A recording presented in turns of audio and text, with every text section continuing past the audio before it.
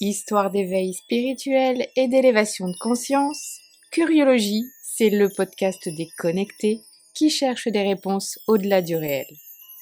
Décroche ta ceinture et prépare-toi à voyager avec notre invité de la semaine.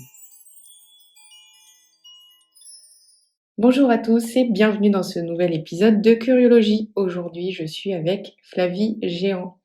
Flavie, elle est énergéticienne médium. Je l'ai rencontrée chez elle dans son lieu magnifique lors d'une ecstatic dance avec Nida Sanchez.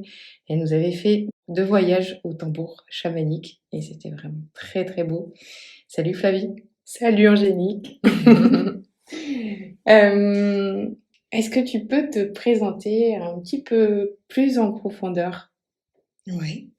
Déjà, merci à toi d'être venu jusqu'à moi, d'avoir fait le déplacement et merci de propager toutes ces belles choses. C'est génial et c'est essentiel en ce moment.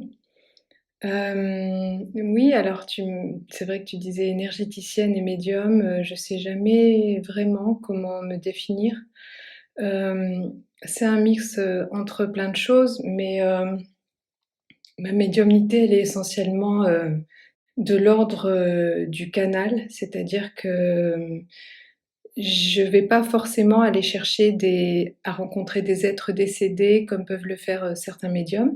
S'ils viennent à moi en séance pour, délivrer un message ou pour aider à la guérison du consultant, c'est OK, c'est génial, mais c'est pas ce que je fais principalement. La médiumnité, c'est plutôt de l'ordre de la clairaudience ou de la clairvoyance, où j'ai des messages, des gens qui viennent me voir, de leur âme, de leur esprit, de leur corps et aussi de certaines fréquences supérieures qui passent à travers moi, comme un canal pour, pouvoir délivrer, des messages. Ça, c'était pour la partie, pour expliquer un peu plus cette médiumnité et énergéticienne parce que, je crois que oui, je travaille avec les forces de vie, que ce soit sur des êtres, humains, des dieux, des animaux, ça peut être, varié. Tu as plein d'instruments d'ailleurs. J'ai plein d'instruments, Tu nous avais fait un voyage au tambour, oui. et voilà, mais tu as d'autres choses aussi. Oui, je travaille beaucoup avec les bols de cristal ou les cristaux, tout simplement. Le cristal est pour moi un vecteur essentiel. Hem D'abord pour travailler sur l'ADN cristallin qui veut se réveiller en ce moment chez tous les êtres humains. Intéressant. En tout cas, chez ceux qui sont dans un chemin d'éveil, pour passer vraiment pour amener les vibrations de la 5e dimension à l'intérieur de notre corps et sortir un petit peu de cette 3D enfermante et lourde. Il s'agit pas d'en sortir en fait, il s'agit d'intégrer la 5D dans la 3D. Parce qu'on est sur Terre, il s'agit de vivre notre vie sur Terre, bien incarnée, bien les pieds sur Terre, mais d'amener nos vibrations cristallines à se réveiller, à se développer et à pouvoir les exploiter. C'est ça qui nous permet d'accéder à certaines capacités qu'on pourrait appeler divines. En fait. Ah oui, donc si on veut par exemple développer ses capacités médiumniques ou les choses qu'on sent qu'on a à l'intérieur, on peut venir te voir et tu nous aides. C'est ça? Ah oui, et puis surtout, vous pouvez vous aider vous-même en allant chercher à l'intérieur de vous-même, c'est ça surtout. Mais tu peux être un guide. Mais je peux essayer d'aider, oui. D'accord. Et d'ailleurs, c'est de plus en plus la population qui vient à moi. Ce sont souvent des gens en éveil, en chemin, et en quête de sens et de comment faire, comment je fais sur ce chemin-là, parce que c'est un petit peu au début difficile. Et oui, apparemment, j'ai ce rôle à jouer puisque j'ai beaucoup de gens qui viennent à moi dans ce chemin-là. Ok, génial. Et du coup, toi, c'est quoi ton chemin spirituel? Ça vient d'où? T'étais petite quand tu t'es rendu compte qu'il y avait autre chose? Oui, ça vient petite. Je me rendais compte qu'il y avait autre chose en explorant des, des sortes de mondes parallèles, je dirais. Des sortes de dimensions qui sont dans la même dimension que celle que je vivais, mais Par exemple, la matière pouvait être déplacée, les principes de lévitation m'étaient familiers et cetera. Mais après j'ai tout coupé à l'âge de 7 ans. À l'âge de 7 ans, j'ai changé de pays Mmh. et là, il s'est passé quelque chose où je sais pas, j'ai coupé ça, mais en même temps, j'ai été élevée, dans la nature, beaucoup au Maroc, en Afrique du Nord, beaucoup sur la plage d'ailleurs où je jouais seule et donc j'ai développé un lien profond avec la nature, avec mon imagination et avec les élémentaux et les éléments. Donc Tu je voyais les pense que fées? oui, je voyais les faits et ça c'était Oh! avant 7 ans. Avant 7 ans, oui. Quelle Après chance. plus Ah d'accord. et après c'est revenu. Mmh. Excellent. Ouais. Et comment tu as fait pour que ça revienne? C'est revenu de manière fulgurante, sans faire quoi que ce soit en fait, mais je le pressentais. En fait, je me suis dirigée vers le soin. J'ai fait des études paramédicales, donc j'étais déjà dans une démarche de soin et je sentais que c'était là ma voie. Mais l'éveil ou plutôt le réveil s'est fait, en 30 minutes comme ça. Ça a été très puissant, très fulgurant, tout s'est ouvert d'un coup et c'est à partir de cet événement-là que j'ai dû changer radicalement ma vie et c'était plus possible de nier, en fait. De nier qu'autre chose existait, qu'on avait tous des capacités, particulières et c'était presque comme un devoir, une responsabilité d'aller l'explorer Mmh. C'était quoi cet événement? à ce moment-là. C'est une montée de Kundalini, Ah OK. ouais. Et elle s'est déclenchée, tu faisais quoi à ce moment-là? J'étais avec un ostéopathe justement, Ah! comme tout à l'heure Mmh. et non, mais c'était plutôt un rendez-vous d'âme, en fait. Mmh. C'est un monsieur qui on s'était donné rendez-vous et ce rendez-vous d'âme a fait qu'on a connecté très fort et que d'un coup, heu, par nos simples présences, on a activé, des on a ouvert des clés, des passages, des portails et ça m'a déclenché OK, cette génial. montée. C'est très important, les gens qui sont sur notre chemin. Mmh. Ouais. Tu as eu des belles rencontres comme ça, Oui, tout le long? oui, Mmh. oui. Des Souvent c'est rencontres ça. d'âme, oui, Mmh. très fortes Mmh. et qui ouvrent systématiquement des chemins, qui élèvent les fréquences, qui donnent accès à des mémoires aussi souvent. Mmh. C'est vrai que, ouais, c'est quelque chose que je sais et jamais on en a parlé sur le podcast. OK? On Oui, peut en parler personne si me l'a tu veux. raconté, mais c'est vrai, on peut parler de ça. Ouais, si tu veux. Mmh.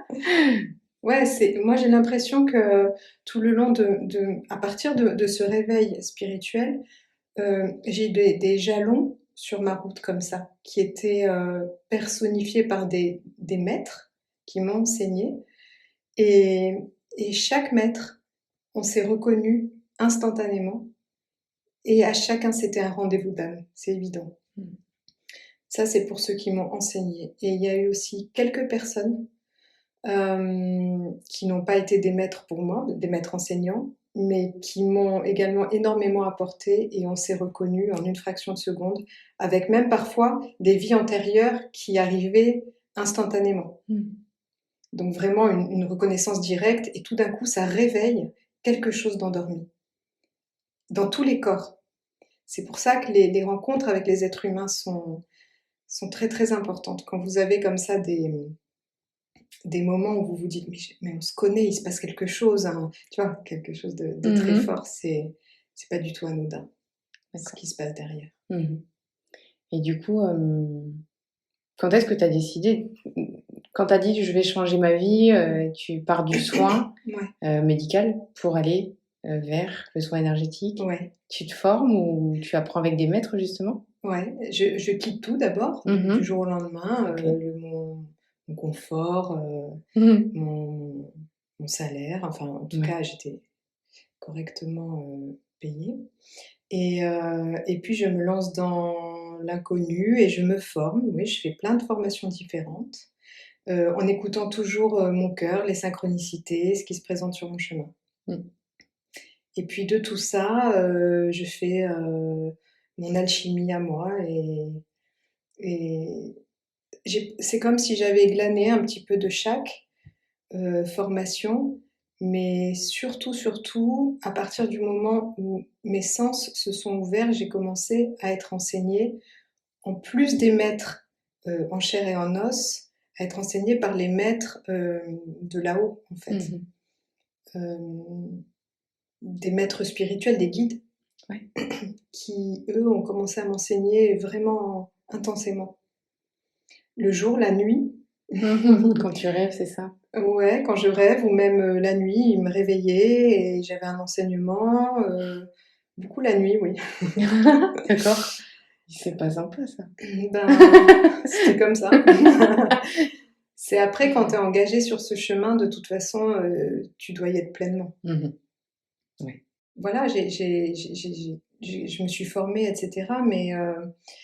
Mais ça a été surtout une recherche personnelle. C'est pour en revenir un petit peu à ce que je disais tout à l'heure. C'est super d'avoir des guides qui nous aident, mais le travail, il est vraiment avant tout personnel et il est en intériorité, et il est dans le silence, et il est dans vraiment d'abord aller travailler soi en priorité, et avec une certaine rigueur quand même. En tout cas, moi, c'est ça que j'ai appris sur mon chemin. Je suis quelqu'un qui a beaucoup de mal à être dans la rigueur, les obligations. Je supporte pas. Toi aussi. Mais alors vraiment, c'est compliqué ça, pour moi. Et ça a été, disons que on va dire la spiritualité m'a appris à faire ça, et c'était pas pesant de le faire. C'est le seul moment où c'était pas pesant pour moi de le faire, tu vois. D'avoir cette astreinte quotidienne à vraiment regarder comment je suis à l'intérieur aujourd'hui, comment sont mes centres énergétiques, comment je suis ancrée, quelles sont les pensées qui me parasitent, où en sont mes émotions, est-ce que cette émotion est utile, et si oui, qu'est-ce que j'en retire et comment je peux la transformer pour pas qu'elle me parasite, qu'elle m'emprisonne. C'est tout ce travail-là, conjointement à une exploration multidimensionnelle à tous les niveaux.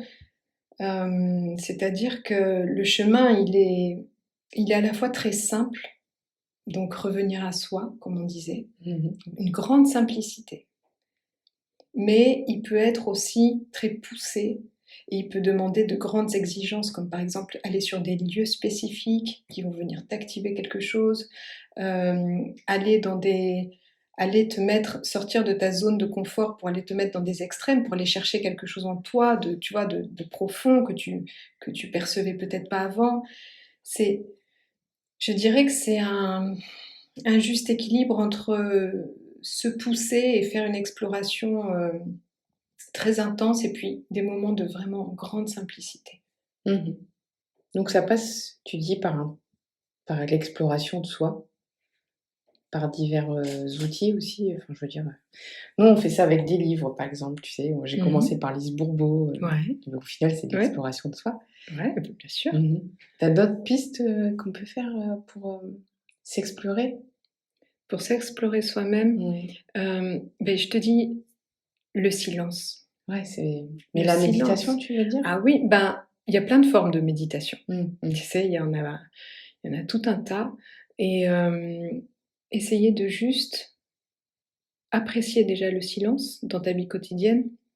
C'est-à-dire pas forcément mettre de la musique dès que tu fais un truc, dès que tu rentres dans ta voiture, dès que tu te douches, dès que tu fais ci, dès que tu fais ça. Savoir apprécier la qualité du silence et voir ce que ça te raconte au bout d'un moment. Et faire le vide en soi aussi. Parce que pour entendre, il faut le silence, et pour recevoir, il faut faire de la place. Donc il y a vraiment cette idée de... Je sais pas si ça paraît trop Non, non. théorique du tout. ce que je Pour moi, raconte, c'est très mais clair. C'est très très clair. Ouais. parce que disons que c'est pas une recette infaillible, tu vois, c'est juste, c'est le plus simple possible et en même temps le plus difficile, je crois. C'est Tu pas vois, évident, c'est pas ouais. évident. Parce qu'on nous dit toujours, oui, bon, il y a les pensées, on les laisse passer comme les nuages. Ouais, mais bon, voilà. Mais ça reste des pensées, et du coup, c'est pas vide. Exactement. Mais c'est un travail, et c'est ce que je disais tout à l'heure, c'est la rigueur. C'est vraiment cette rigueur, être dans le silence, le vide le plus possible. Et plus tu... Mais par contre, ça va très vite, les progrès.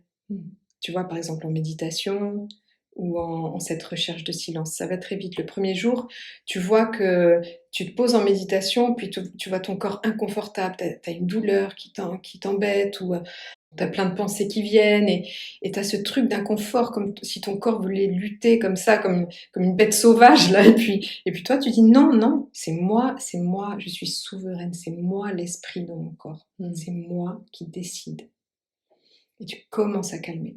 Et petit à petit, tu vois que ça se relâche. Et tu as réussi. Et le lendemain, quand tu recommences, ce temps de lutte, il se raccourcit. Et le lendemain, encore moins. Et après, en une seconde, tu te mets en méditation, et ça y est, t'es déjà dans un état de conscience modifié. Très vite, tout de suite. Et ça, y a pas, c'est juste le travail. Hein, c'est pas...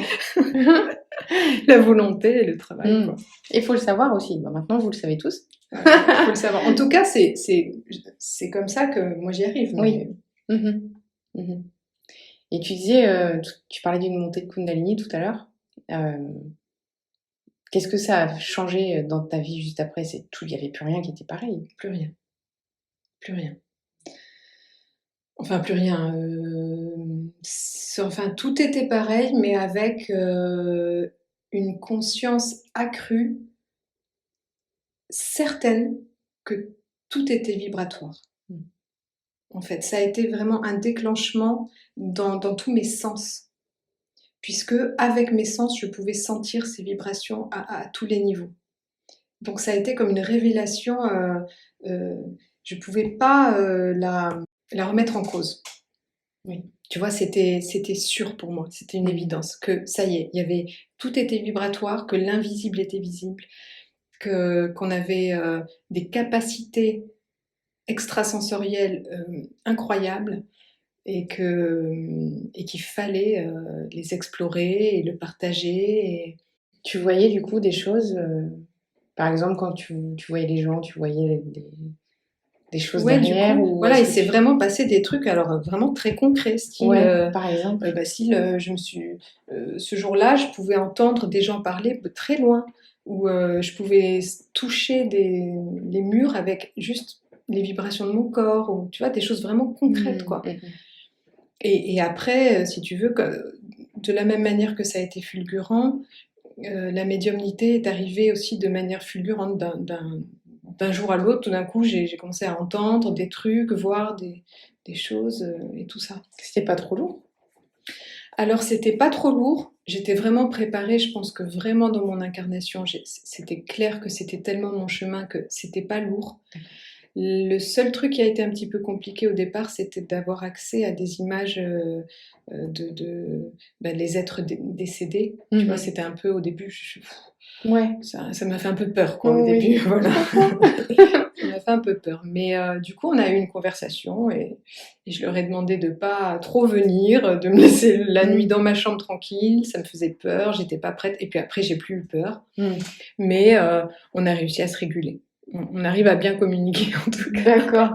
Parce qu'au final, ils sont pas forcément agressifs. Ils ont besoin d'aide, et puis c'est tout. Oui, voilà. Il y en a qui sont un peu plus agressifs que d'autres, mais parce qu'ils sont en souffrance. Ouais.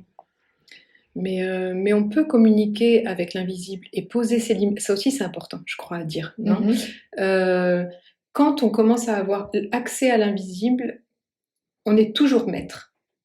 Ça aussi, il faut toujours se le rappeler. On décide. On décide de jusqu'à quel point on peut voir, on veut voir. Si c'est trop pour nous, hop, on décide de refermer un petit peu, un temps. Y a toute une musique comme ça qui se joue entre l'invisible et le visible, entre ce qu'on est capable de recevoir et ce qu'on peut vraiment intégrer. Tu vois, il y a une partition qui se joue. D'accord. Et du coup, toi, tu aides les gens aussi à trouver leur mission de vie, voir si c'est juste pour eux, s'ils viennent vers toi pour ouvrir leurs capacités, si c'est juste par rapport à la mission de vie, et puis s'ils en ont besoin vraiment ou pas. Tu vois ce que je veux dire? Oui, je vois. Si, en fait, c'est très clair, mais j'ai compris. Ouais. J'ai compris. Je me permettrai jamais de leur dire tu dois faire ci ou tu dois faire ça, c'est ça ta mission de vie. Mmh. C'est vraiment pas mon rôle, mais je peux, les aider avec les messages que j'ai et leur proposer et en tout cas, je peux surtout les aider à aller sur le chemin de leur propre éveil et de là, ils trouveront les réponses nécessaires. Mmh. D'accord. Parfois, j'ai des messages sur leur mission de vie, mais je peux que proposer ou Mmh. aider, mais jamais je dirais: «Tu dois faire ci ou ça». D'accord. Et de toute façon, le libre arbitre de chacun est toujours, toujours en jeu, Ouais. est toujours là. Mmh. Et même si les guides nous disent, même si on a un message un jour très clair de la part des guides, qui sont également nos guides intérieurs, hein, qui sont également une part de nous-mêmes d'ailleurs, qui sont notre moi supérieur aussi, on a toujours le choix d'y aller ou pas. Ouais, d'accord.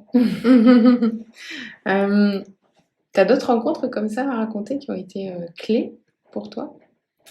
Des rencontres comme Tu sais, quand tu parlais dont des je rencontres parlais d'âmes tout tout à à l'heure, l'heure, ben, non, ben, mes maîtres et puis des amis que j'ai rencontrés. En fait, il y a eu une différence entre toutes les amitiés que j'ai créées depuis l'enfance, mmh. qui sont comme des voilà, j'ai quelques amis que je compte sur le doigt de la main, qui sont comme des frères et sœurs pour moi, qui comme si on avait appris ensemble, tu vois, les aléas de la vie, les blessures, on se soutient, on a ce truc vraiment très fraternel.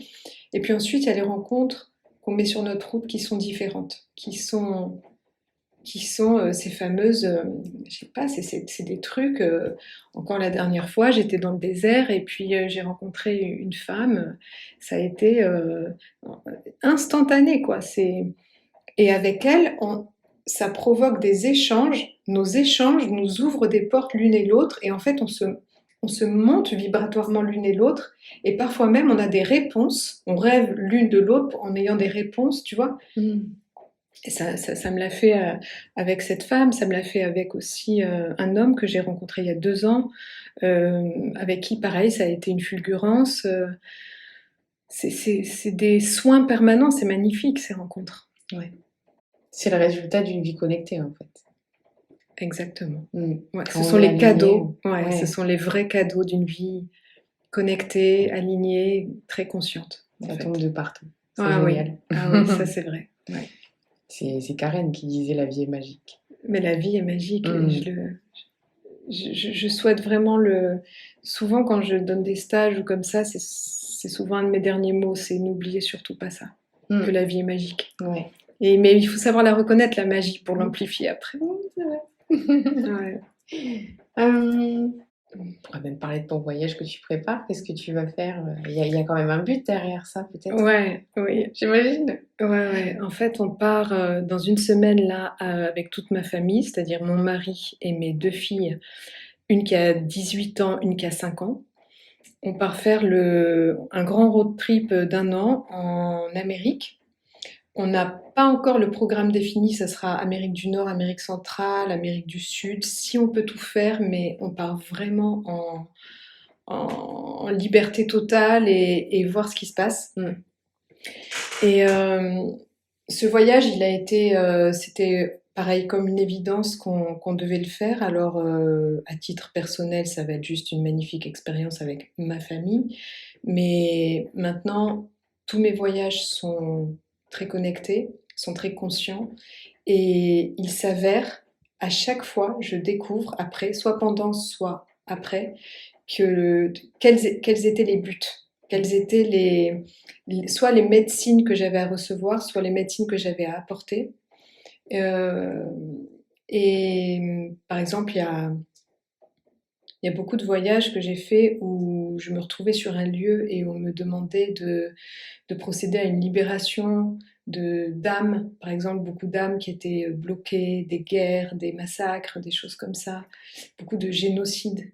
Ça, c'est beaucoup mes missions aussi quand je voyage. C'est pas très facile, mais voilà, Mmh. c'est C'était où, par exemple, un génocide ça a que tu été partout. Ça a été à Tenerife, à Lanzarote, c'était quoi cette île? Slovénie, hem, Ça, c'est les dernières auxquelles je pense, mais c'est tout le temps. Mhm. C'est tout le temps. En Inde, la dernière fois, D'accord. tout le temps. Mais c'est normal parce que je reçois tellement, honnêtement, qu'il faut toujours donner en retour et c'est toujours cette fameuse musique aussi, euh, de toujours rendre ce qu'on reçoit. D'accord. Et par exemple, ce voyage-là qu'on va faire, je sais qu'il y a des points spéciaux où je dois aller, je les pressens déjà. Et il y aura, pareil, cet échange entre retrouver des mémoires qui vont être très importantes pour moi, pour le reste de mes transmissions et de mes partages, et des lieux où il y aura des activations particulières sur la Terre. Ça aussi, j'y travaille pas mal avec les cristaux, en fait. Je travaille avec les cristaux sur certains portails, certains points spécifiques de la Terre, qui sont qui sont des reliances entre la surface terrestre, les peuples et les mondes de l'intraterre, et les peuples et les mondes des cieux. D'accord. Et ces connexions ont besoin d'être de plus en plus conscientisées et réactivées en ce moment, parce que avec la bascule qui est en train de s'opérer et les grandes transformations qui s'opèrent dans ce monde, je sais qu'il y a beaucoup de gens qui font comme moi autour de la Terre. On est pas mal, on est beaucoup de travailleurs de lumière à faire ça et c'est magnifique d'ailleurs ce travail. Donc je sais qu'il y aura cette partie-là, ce sera ma part du travail, ma part de colibri D'accord. à apporter dans ces lieux spécifiques. T'en connais dans la vraie vie de ces êtres-là de lumière qui travaillent avec toi, qui font comme toi? Oui, oui, Ouais. des êtres en chair et en Oui, os. oui. Oui. C'est génial. Il y en a dans le coin aussi? Ah bah oui. Génial, trop bien. Euh, et Et donc ce voyage, oui, tu as raison, ça va être le but est très spécifique aussi. Alors, on avait l'idée, parce que mon mari est photographe, donc on s'était dit que peut-être on rentrerait avec un livre de tout ça, mais avec des photos, des écrits, mais ça, je sais pas si ça se fera ou pas, on verra. Mais en tout cas, pour moi, l'idée, c'est vraiment d'aller rencontrer des hommes et des femmes médecine et d'échanger avec eux. d'accord. Et d'échanger, que ce soit par des paroles, que ce soit énergétiquement, que ce soit via nos ancêtres communs, voilà, je sais pas ce qui va se passer, mais je sais que je serai guidée à des endroits particuliers. Ça va être un voyage très très initiatique. Génial. Mm. T'as reçu quoi comme médecine, par exemple, lors de rencontres comme ça? C'est-à-dire? Tout à l'heure, tu disais que justement, pendant les rencontres, parfois tu libérais Ah oui, et tu recevais des médecines. ah, j'ai reçu la médecine de la voix. Mm. Tu chantes? Oui, Ok. la médecine de la voix, le lien avec les cristaux. Mhm. J'ai reçu beaucoup de protocoles de la part ça c'était le guide esprit, le grand esprit amérindien qui m'a donné des protocoles particuliers de soins. Bah, tu vois, la dernière fois quand on a fait le voyage chamanique ensemble, euh, bah, j'ai eu deux enseignements. En fait, j'ai eu un enseignement par mon guide spirituel de ce voyage et j'ai reçu justement l'autorisation de les faire, la fameuse D'accord. autorisation. Et j'ai eu un enseignement par un maître ami d'ailleurs avec qui on s'est reconnu aussi au premier coup d'œil, qui est un chaman mexicain. D'accord. Ok. Que tu rencontres en voyage, du coup. Que j'ai rencontré, non, on s'est rencontrés par internet la première fois. Ah Et oui. c'est à travers l'ordinateur qu'on a même, à travers l'ordi, tu vois, qu'on a dit on se connaît, tu vois, voilà, ça a fait comme ça. Ouais. Des fois, les distances et tout, il y a aucune séparation, quoi. C'est génial. Ouais. T'organises des retraites aussi. Oui, mais là, comme on part un an, ça va être ça va être arrêté pendant un an. Et l'idée de ce lieu de Terre des Étoiles là, c'est de créer un lieu d'enseignement, de retraite. Euh, le but, c'est d'amener l'être humain à être dans ses pleines capacités divines et à explorer toutes ses capacités extrasensorielles. Et ça sera vraiment un enseignement de l'école des mystères initiale. C'est quoi ça? C'est en fait, c'est le cheminement, c'est la voie de l'initié qui date de l'Atlantide et de Lémurie, qui a été reprise en Égypte et dans toutes les écoles des mystères, qui amène à l'éveil et qui amène surtout l'être humain à développer ses propres reliances divines, ses propres capacités à incarner sa divinité. D'accord. Et c'est assez dingue parce que on croit, à défaut peut-être, que c'est des enseignements qui sont cachés, qui sont secrets, et c'était peut-être le cas avant. Et maintenant, tu veux dire que là, ça va être à la portée de tous et qu'on va pouvoir être initié? Oui. Waouh. En fait, c'était effectivement caché. Ben, pas, non, à l'époque de l'Atlantide, c'était quotidien. C'était même c'était des pratiques quotidiennes, c'était même un mode de vie, en fait. Mais comme il y a eu cette espèce d'abus de pouvoir ensuite, qui a amené à une forme de chute, c'est devenu caché, c'est devenu justement ésotérique, c'est devenu l'école des mystères. D'accord. Mais l'avènement de la nouvelle Terre, l'avènement du nouvel être humain, c'est ça, c'est revenir à cet état d'être naturel, parce qu'en fait c'est un état d'être naturel, d'être complètement connecté avec tout le règne du vivant et avec le règne divin. En fait, c'est revenir à ça. Donc l'idée, au contraire, c'est d'initier, oui, mais d'initier une personne qui sera dans la responsabilité de ce qu'elle fait, dans la conscience de ce qu'elle fait, parce que ça peut être dévoyé. Oui. Tu vois Comme le truc, beaucoup de c'est choses. comme beaucoup de choses. En ce moment, d'ailleurs. Mais en ce moment, c'est vrai que en ce moment, la spiritualité est à la mode. Oui. Ça devient à la mode. Il y en a partout.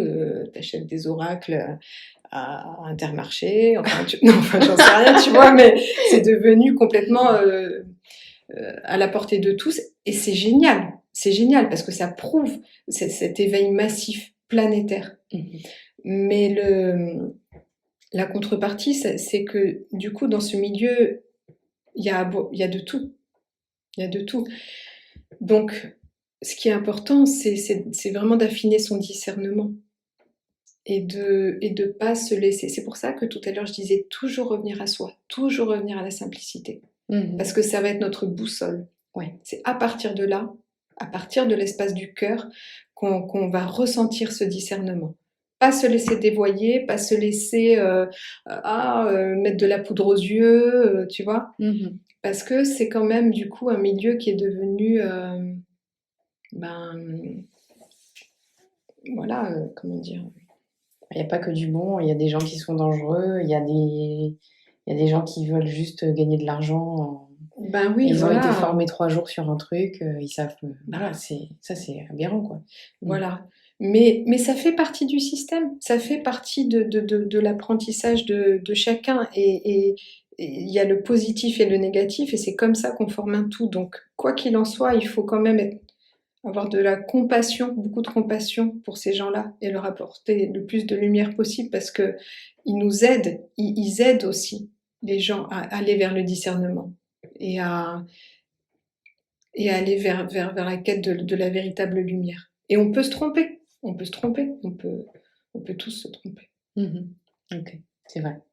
Mais c'est vrai que pour choisir une personne avec qui on va travailler, comme tu dis, il faut vraiment écouter son intuition et son cœur. Vraiment, ouais. Ouais. C'est hyper important. Oui. Et puis bon, si on se trompe une fois, eh ben, voilà, c'est parfait, super, on a fait une erreur, ça nous permet d'affiner notre discernement.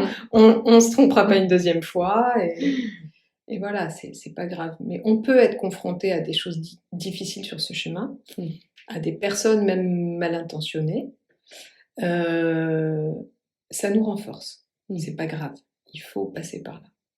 En tout cas, quand on devient thérapeute, parce que aussi la spiritualité, ça veut dire quoi? Ça peut aussi, des fois, je suis épatée par des gens, par exemple, un agriculteur qui vit avec les cycles de la nature, qui respecte tout le vivant autour de lui, qui parle à ses tomates, qui parle à ses salades, qui est en lien d'amour avec sa femme, et ben, cet homme-là, il a tout compris et il a incarné la spiritualité et la religion solaire et la religion de l'un et de l'amour dans sa vie. En fait, il a réussi sa vie. Ouais.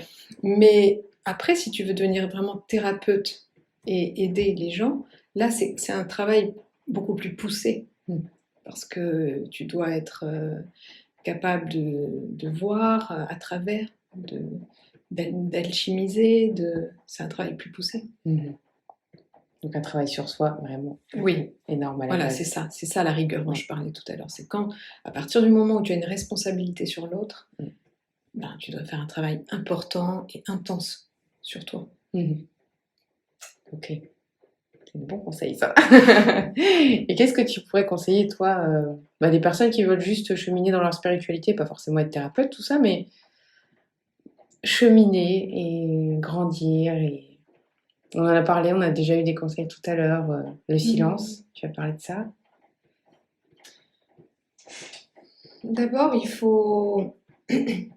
Tu vois, tout à l'heure, je te disais, quand j'ai eu ce réveil, j'ai eu une conviction. C'était sûr à l'intérieur de moi. Et peut-être que ça passe par là au début. Si tu es à moitié sûr, que tu t'es qu'à moitié convaincu, que ben, tu seras qu'à moitié dans un chemin qui te glorifiera et qui t'épanouira. Ça passe par se poser la véritable question, est-ce que tu es convaincu? Est-ce que tu sais? C'est même pas ce que tu crois. Est-ce que tu sais qu'autre chose existe? C'est la foi.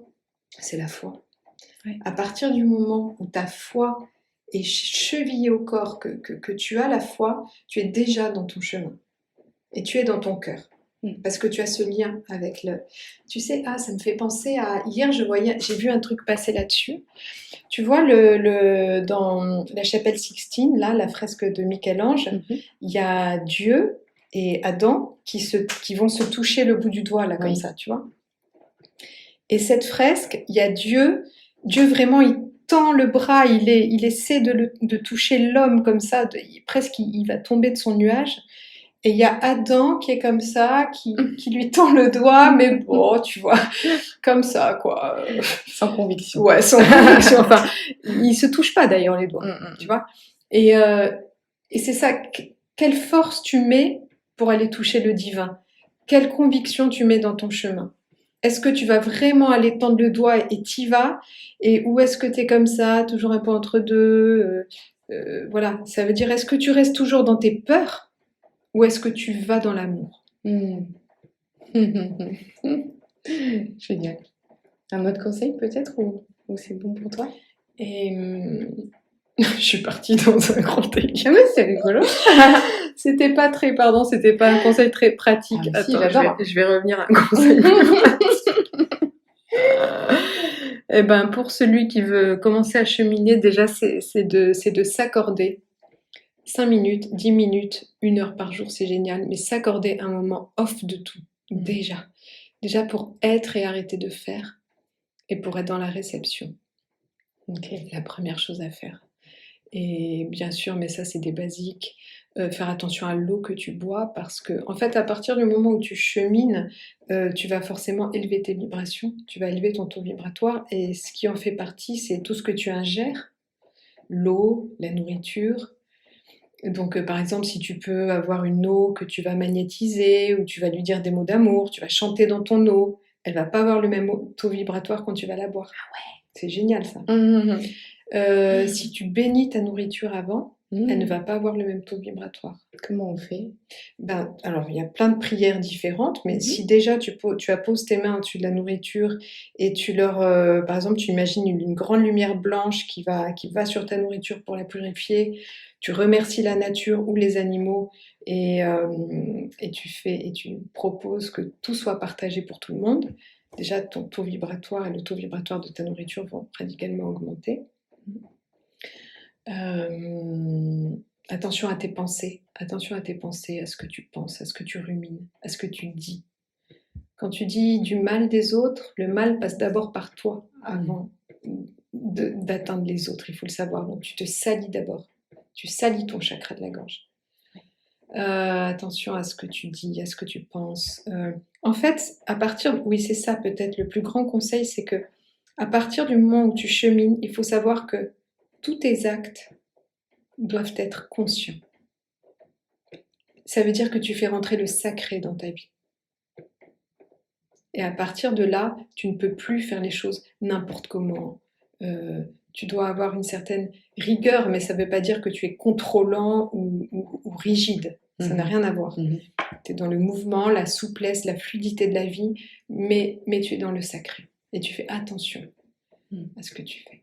C'est du respect de tout. Exactement. C'est du respect, ouais, un profond respect. Une humilité aussi, pour ne pas te perdre. Et une reliance. La reliance fait qu'après, tu donnes, tu reçois. Et l'abondance se crée naturellement. D'accord. Waouh. Merci pour tous ces conseils. C'est super beau. Et c'est très, très concret. C'est concret quand même. J'ai l'impression que je pars dans des délires. Mais complètement. Ok. Complètement. Et en fait, j'ai juste une question pour finir, mais ça revient au début. Ouais. Ça ressemble à quoi, une fée? C'est mignonne. Alors, quand j'étais petite, je la voyais petite, justement. Par exemple, elle devait faire 8 cm. Elle était bleue, évanescente. Et ça, c'est quand j'étais petite. Je voyais toujours la même et j'avais toujours des discussions avec elle. Mais maintenant, quand tu te promènes dans la nature, d'abord, je les vois plus exactement pareil. Je les vois avec mon 3e œil, alors que quand j'étais petite, je les voyais avec mes yeux physiques. Bon, ok. Donc maintenant, c'est comme avec tes yeux physiques, tu vas voir. Tu vois quand le chauffage fait un truc de chaleur autour, Oui. comme tu vois comme une buée ou je sais pas comment dire. Ouais. Voilà. Avec tes yeux physiques, tu peux voir quelque chose comme ça, tu vois, comme une sorte de matière qui va changer. Et si tu vas dans ton 3e œil, tu peux voir sa forme physique. Donc elle peut être toute petite. Il y a des grandes fées aussi. Ah oui. Et après il y a des elfes. Et ils font aussi partie de la représentation culturelle que tu en as.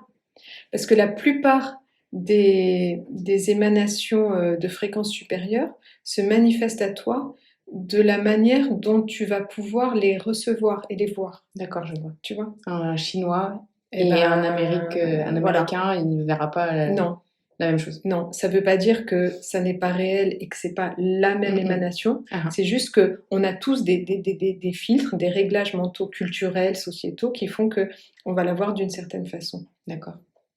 Mais souvent, c'est arrivé qu'on ait les mêmes visions à plusieurs personnes qui peuvent voir ou être médium et concorder sur notre vision. Donc ça, c'est assez chouette quand ça arrive.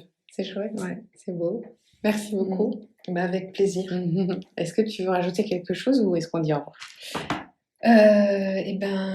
J'ai envie de dire moi aussi que croyez en la magie surtout, croyez en la magie. N'ayez pas peur de ce chemin, il peut être parfois un petit peu, ça peut être dur de franchir le pas, quoi, de se jeter, mais les récompenses sont à la hauteur de ce que ça demande comme engagement. Donc surtout n'ayez pas peur, gardez la foi, restez dans le cœur et l'amour, la pureté, l'humilité, et la magie viendra naturellement. J'ai plein de frissons. Merci Flavie. Merci à toi Angélique. Flavie, du coup, si on veut te retrouver, on peut te retrouver sur Instagram, F-la-vie-G. Oui, comme Flavie, G, mais F-la-vie-G. F-la-vie-G. Et d'ailleurs, il y aura tout le voyage, enfin pas tout le voyage, mais je communiquerai sur le voyage et sur les lieux sacrés.